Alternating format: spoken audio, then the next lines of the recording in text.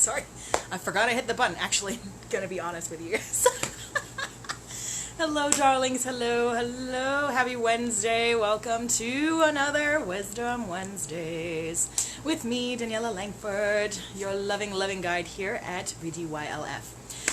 So tonight is going to be a fun one. It is one that's actually quite close to my heart because I know a lot of people that are going through this struggle right now. My own mother, right? Probably your own mother too, if not yourself, in a lot of cases. So what are we talking about tonight as I hiccup my caftan? We are talking about tonight the dangers of becoming your illness. So, it's like, where even to begin here? Things sometimes don't always go our way. Okay. And we may fall ill, for instance. And I'm just going to start really basic here. You know those people that the second they get sick, it's like the world ended? The second they get sick, it's like they're the only sick person that's ever existed on the face of the planet. They just identify so deeply with that illness that it actually becomes part of who they are. As far as, oh, that's Sarah. Don't mind. Yeah, she's always sick. It's like, oh, did Sarah call out of work again? Oh, yeah. Well, she's always sick, though. And if your name is Sarah, I'm sorry. I apologize. It's just the first one that came to mind. But who knows that story? Maybe that's you. Good news is it doesn't have to be that way. So there's a lot of elements that I want to make sure to bring into this talk tonight. And I want to try and do it as succinctly as I possibly can. Wish me luck. So we all may know somebody like this. We may be that person that identifies so deeply with an illness that it becomes part of your identity. In so much that everything becomes focused around that identity of you as an ill person. Now guess what? As a being that has control over their environment, and I know some of you are like, what do you mean? I don't have control over my environment. I didn't ask to get sick. I didn't ask to break my leg. We can get into that because you kind of did. And I don't mean consciously. So don't get hooked up on that. But you all know these people.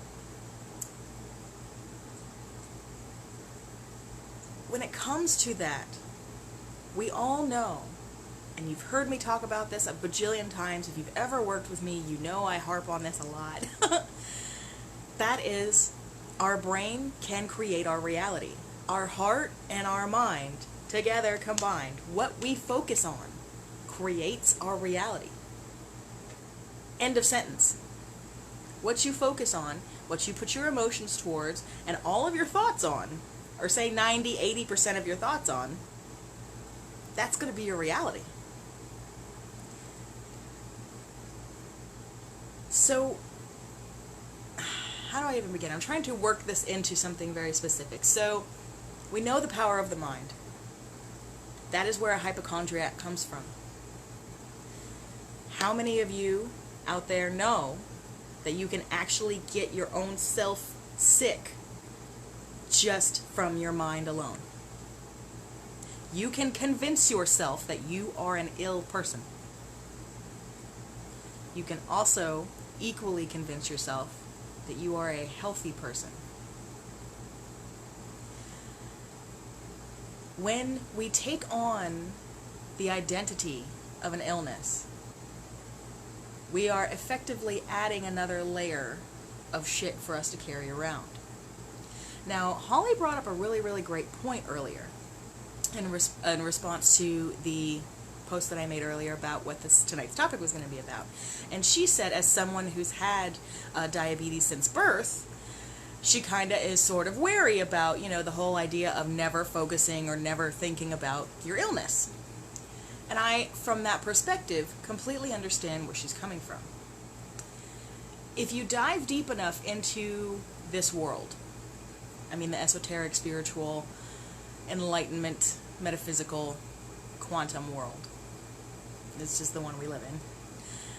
If you dive deep enough into that, there is so much indigenous wisdom. Not only indigenous wisdom, but now we're actually having first-hand testimonies of people that have had near-death experiences, have had died and come back, to tell us what is actually happening before and after we incarnate. And this is, I'm getting around to something very specific that had to do with Holly's point. And I'm going to use myself as an example too. So, as you may or may not know, before we come into incarnation, we basically set out for ourselves a series of things that we would like to work on. And I don't mean work on as in there's anything wrong with us, or that there's anything missing, or that there's anything broken. Because there's not, and there's not, and there's not. We're basically trying to bring our character sheet up a few levels. We're just trying to broaden our experience. We're trying to learn how to do different things just for the experience of learning how to do it. So say that you want to bring your level of self-love up to 11 from 5, say, making very random numbers. So say you wanted to do that. As a soul, you're like, okay, next lifetime, I would love to do this. I would love to try this out. I would love to experience this. And they're like, okay, great, break. What will happen is, depending on what that thing is that you're looking for, and that could be forgiveness, that could be a forgiveness towards others, forgiveness towards yourself, it could be self-love, it could be this, it could be that, it could be la la la la la la la la, right? All the things that we work towards achieving in the spiritual, esoteric realm, science community. You come in with a handicap. And I don't mean an actual handicap. You can actually come in with an actual handicap, and that's part of it too. And I know some of you are going to think I'm nuts. And that's okay. But to be honest, when I've dug deep into my own stuff, and I've worked with people, and we've gone back and dug deep into them, it all comes down to we were looking for a catalyst to work on something specifically. So in my case, there are a lot of things I came in here to work on, or to play towards. We'll say playing towards. There's a lot of things I came in here to play towards. A way higher level of self-love, definitely one of them. So what did I do? I gave myself a body that is overweight all my life. No matter how much I diet, no matter how much exercise, I am not a size 2. So I'm technically considered overweight. Really big air quotes there. This is something that followed me, hounded me, haunted me in my entire life. Why can't I be like everybody else? Why, and I owned my weight. I owned my weight as in this is the way I'll always be. There's nothing I can do about it. There's no way to improve it. All of these things, right? All of these things we say to ourselves. So, for me as instance, and then again, for those like, say, born with diabetes, you are giving yourself a catalyst, aka an opportunity, to have an experience that will up your spiritual game as a soul. That's the whole game. That is the whole game. We are down here playing a game to up our score. Not actual score. Like we're, you know what I'm saying? We're up here to up our character sheet. If life was D&D, I love this analogy. If life was D&D, we came in here wanting to adjust the numbers on our character sheet. Okay? So this is what is happening when we are born with things. And this has been talked about for thousands of years. And we can go into that a little bit more in another episode. But point being, owning your illness is actually keeping the illness in your body. It is keeping you in stasis. It is keeping you trapped and locked in a particular cycle that will not release you until you decide to release it for yourself. And this goes for diabetics too. And she made a very good point. Because when you give yourself a catalyst, as in from birth, so much of the experience that you're looking to get is much of what she hit on the head, is that not focusing negatively on the quote-unquote disability. So say you are born with a disability. Say you are born heavily overweight, and that's just part of your genes, which is a whole nother story, don't get me started. That's something I'm actively working on as well. But say you brought this in with you. It is not going to serve you in any way to continue to berate yourself, to continue to feel worthless and unworthy and unlovable because of said catalyst. You don't see our cats and dogs wandering around saying, oh, nobody loves me because I'm fat. Do you? No. I mean, granted, they're on another level of consciousness, but point made. So when we take on our illness, we're talking hypochondriacs, we can create illness. We can own illness as an identity. Why do we do that? I want to ask you why you do it. I know why I did it. Because as part of my identity, it made it safe. It was safe for me. Because I thought I knew who I was. I thought that this is the way it's going to be. And so I might as well just kind of get used to it and go ahead and own it. Albeit in a little bit more of a destructive way than I'm owning it now, of course. Point, I'm kind of like super scattered. I feel like I'm getting some kind of outside interference. I swear to God, you guys, like I'm way more spacey than usual right now. I feel like I can't even get this point across. So I apologize for that if I'm bopping all over the place tonight.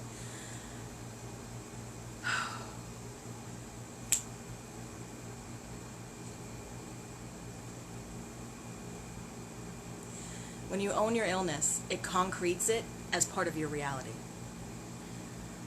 How many of you would like to not have their illness? How many of you do you recognize that maybe you're actually creating your own illness? And this is where my mom comes in. So, my mom, lovely woman, okay? Very strong-willed, very independent, all kinds of things. She is not aware at how me initially moving out when I was in college, right? Like we do. How that affected her emotionally. She, instead of processing it, stuffed it down. And what happens when you stuff emotions down? What does that cause? It causes a whole hell of a lot of inflammation. Inflammation is the #1 cause of death. Period.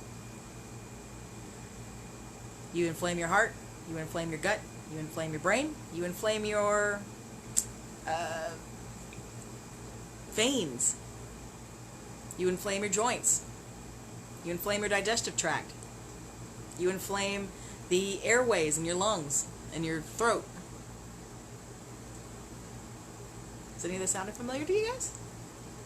When we stuff these things down, we create inflammation because obviously the body does not want to stuff it down. You do this enough times and you create an actual problem. So when you've got said problem, you go, oh, well now I've got a problem. Well now I've got to solve it. I got to figure it out. I gotta own it and got to take care of it, and I gotta, right?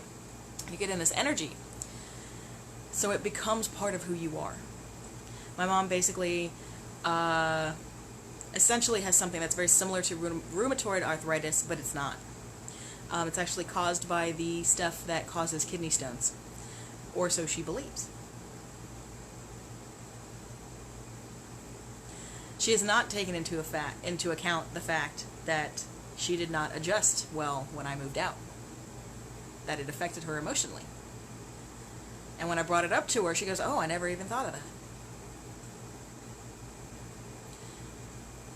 When we stuff things down, when we hold ourselves back, when we push our light down, when we make ourselves smaller for other people around us, we are constantly building inflammation in the body. When we tell ourselves negative things, when we surround ourselves with negative people, we are effectively toxifying our body and our energy field. When we're not grounded and balanced. And granted, I'm not all the time. At all. Balanced, more or less, yes. Grounded, maybe not. You guys know I'm a little spacey. But point being is that we begin to own it.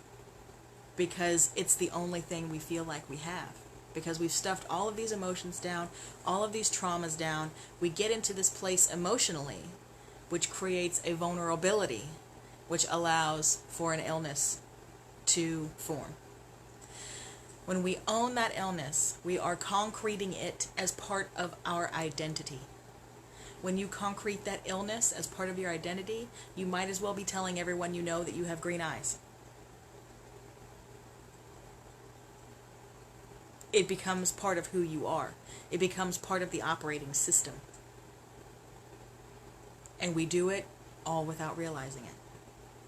We spend a lot of time harping on our illness. We spend a lot of time sharing our stories about our illness. We go to support groups and go on and on and on and on and on about how sick we are. And all it does, most of the time, now not that getting support is unimportant, because obviously what else would I be doing here if support wasn't important? It, again, is like what Holly was saying, is the negative aspect of focusing on your illness, but also the amount of focus you give it. So if you want to eliminate some of these things from your life, if you feel like, I mean, say you're 30 years old, for instance, okay, 40, say you're 40 years old, because I heard you guys, you're like, that doesn't resonate with me. It's okay. So say you're 40 years old, and you've got IBS, RA, and you're headed down the path towards an autoimmune disease pretty fast. That didn't just happen by itself. That happened over the course of time, over the series of choices of aligning ourselves with a particular idea that is going to end up in a particular place. We don't realize that by spending so much time sharing our story, going over and over and over our story to whoever will listen, because it's the only thing that we have to latch onto as an identity, then that's going to concrete that in. And we're just going to keep heading down that path. If you want to stop that in its tracks, and if you want to reverse it, it is entirely possible.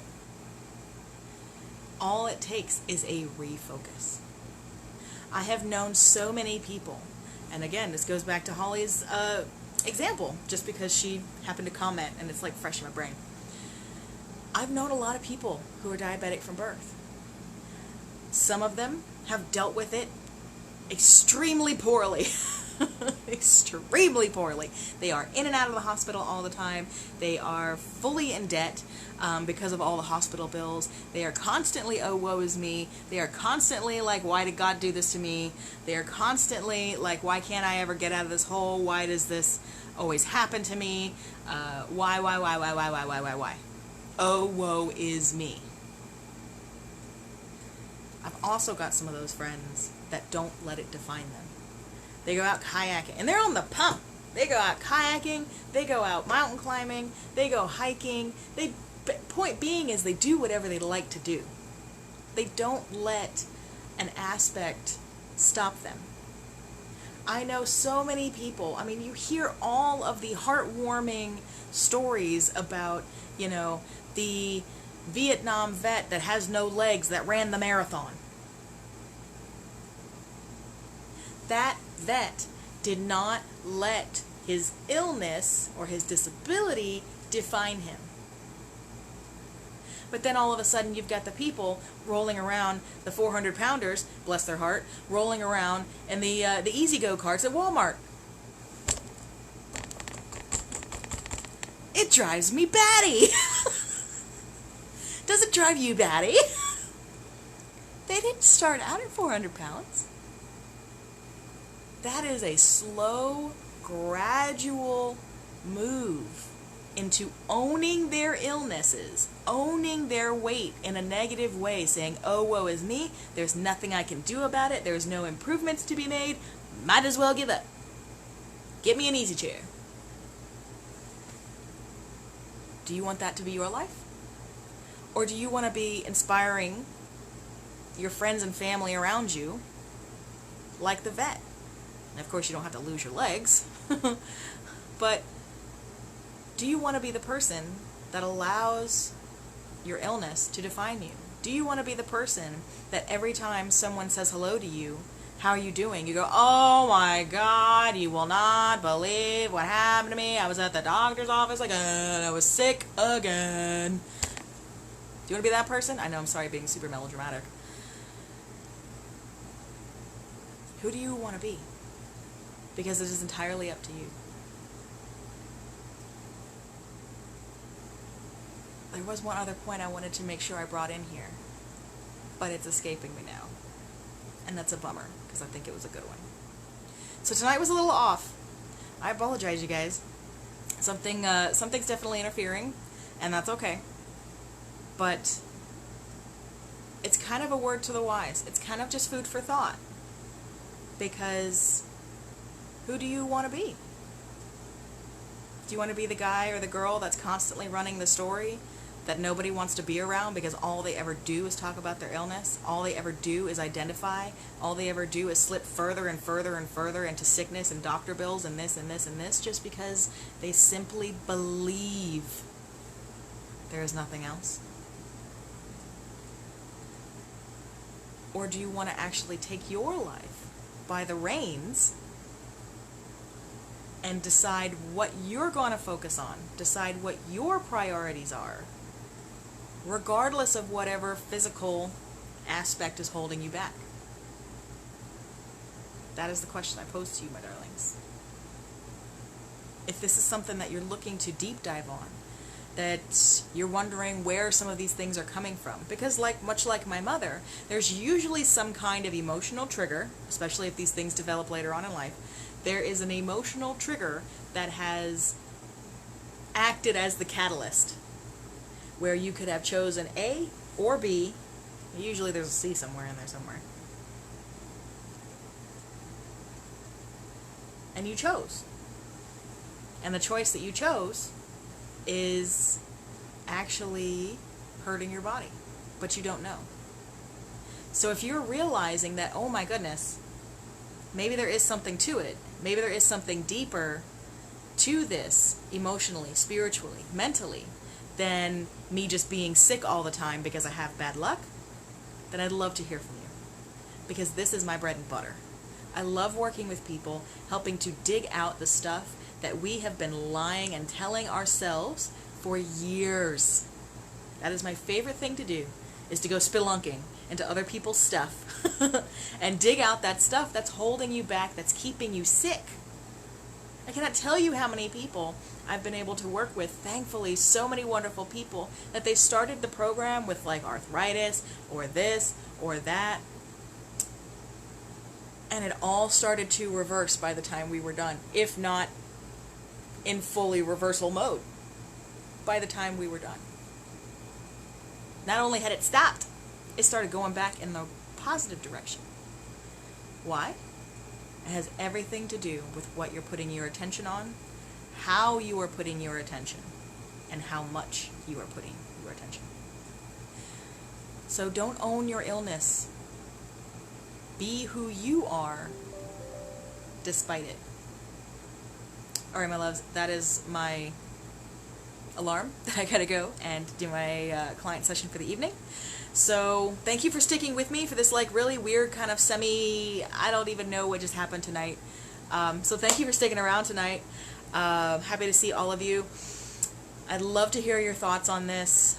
It has been a very interesting path, helping people work through these things, and then to see the physical stuff actually change as a consequence, or a positive consequence, we'll say, as a result of actually doing the inner work. You would be so amazed to see how your body can actually transform and begin to heal itself when you can give it the proper conditions to do so. So thank you all for hanging out. I was going to say thank you all for helping me. Thank you for helping me. Thank you for hanging out with me tonight, you guys. If you have any questions for me, if you want to reach out, if you want to book your complimentary session, if you want a deep dive, you can always reach out to me here. I'm on Facebook for you guys all the time. So reach out to me, comment in the comments, let me know what you thought of it. Again, apologies for being so spacey, but shit happens. So, alright, my loves, I will see you all later. There's a whole bunch of stuff going on. The chakra reset just finished up. I am launching the Women's Circle next Monday. So if you've been looking to get into something, if you're looking for something that is easy on the budget, but you're trying to break into your spirituality, you're looking for that community, you're looking for that sisterhood, come and join us. Okay, I'm keeping the seating very small, very intimate, because I want to be able to get to know every single one of you, and for you all to get to know one another, so we can start to build that family and that community that we are all secretly looking for and yearning for, but are not getting. See you there. Check it out, redesignyourlifeforever.com/Women's Circle.